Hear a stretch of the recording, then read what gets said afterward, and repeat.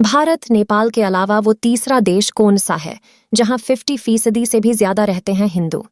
आइए जानते हैं उसके बारे में। दुनिया में केवल 3 ही ऐसे देश हैं जहां हिंदू बहुसंख्यक हैं। भारत और नेपाल के बारे में बताने की जरूरत ही नहीं।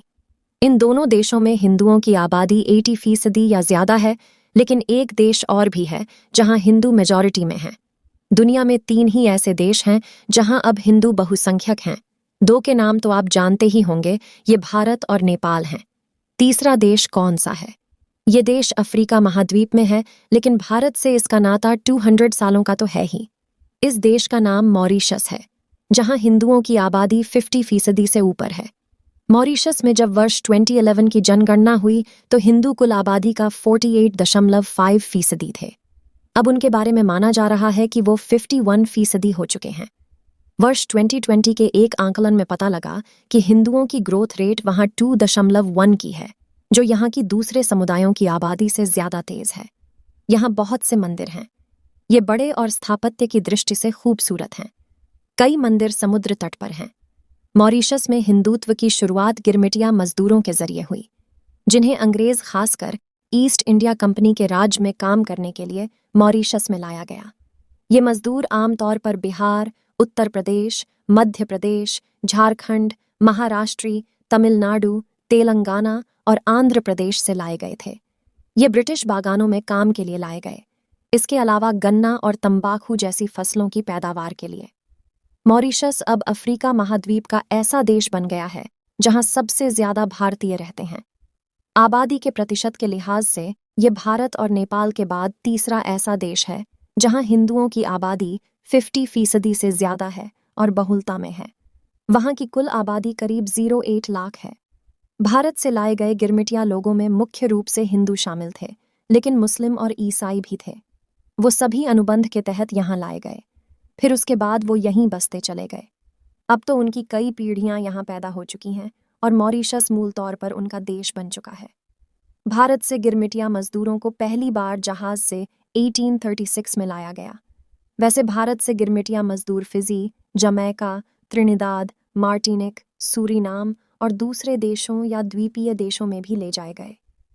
जब मॉरीशस को ब्रिटिश साम्राज्य से आज़ादी मिली, तब तक इसकी अधिकांश आबादी भारतीय मूल वाली ही थी, जिनकी जड़ें भारत में थीं। पैट्रिक आइसन-लोहर के अनुसार मॉरीशस की कुल आबादी का लगभग 70% भारतीय मूल का है। मॉरीशस में हिंदुओं के घरों में क्रियोल, भोजपुरी, तमिल और हिंदी जैसी भाषाएं बोली जाती हैं। एक खास और भी है कि मॉरीशस में बसने वाले हिंदू जाति व्यवस्था का पालन नहीं करते हैं। ये हिंदू होने के बाद भी जाति व्यवस्था से अलग रहे हैं। ऐसा इसलिए हो सकता है क्योंकि जिन सामाजिक और आर्थिक हालात में गिरमिटिया भारतीय मजदूरों को यहाँ लाया गया, वो ऐसी स्थितियां थीं जो जाति के रखरखाव के लिए अनुकूल नहीं थीं, और तब यहाँ आए सभी भारतीय एक जैसे मजदूर का ही काम कर रहे थे।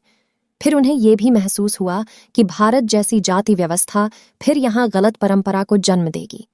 मॉरीशस में सभी हिंदू प्रमुख त्योहार मनाए जाते हैं। महाशिवरात्रि यहाँ बड़ा त्योहार है। ये काफी अच्छी तरह मनाया जाता है। तमिल हिंदुओं द्वारा थाईपुसम मनाते हैं, जो भगवान मुरुगन के सम्मान में होता है। गणेश चतुर्थी भी होती है। दुर्गा पूजा 9 दिनों तक मनाई जाती है। तब यहाँ नामधारी देवी की पूजा करते हैं। दिवाली तो सभी मनाते हैं। इन सभी त्योहारों पर वहाँ राष्ट्रीय सार्वजनिक अवकाश होता है। मॉरीशस के ईसाई भी इसे साथ मनाते हैं। उगादी या गुड़ी पड़वा, हिंदू नववर्ष, होली, पोंगल या मकर संक्रांति भी खूब मनाते हैं। मॉरीशस सरकार के ज्यादातर प्रधानमंत्री अब तक हिंदू ही हुए हैं। वहाँ की सरकार के ज्यादातर मंत्री भी हिंदू होते हैं। मॉरीशस की अर्थव्यवस्था और प्रशासन पर भी उनका वर्चस्व बना रहता है। हिंदुओं के ज्यादा होने के बाद भी ये देश बहुत शांतिपूर्ण देश है। यहाँ कभी तनाव नहीं होता और कानून कड़े हैं।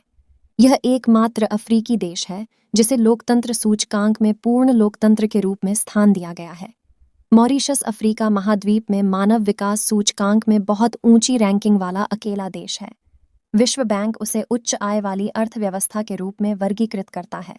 ये अफ्रीका में सबसे अधिक प्रतिस्पर्धी और सबसे विकसित अर्थव्यवस्थाओं में है। यहाँ की सरकार अपने लोगों को मुफ्त स्वास्थ्य, शिक्षा, कुछ वर्गों में मुफ्त सार्वजनिक परिवहन प्रदान करती है। मॉरीशस को लगातार सबसे शांतिपूर्ण अफ्रीकी देश के रूप में स्थान दिया गया है,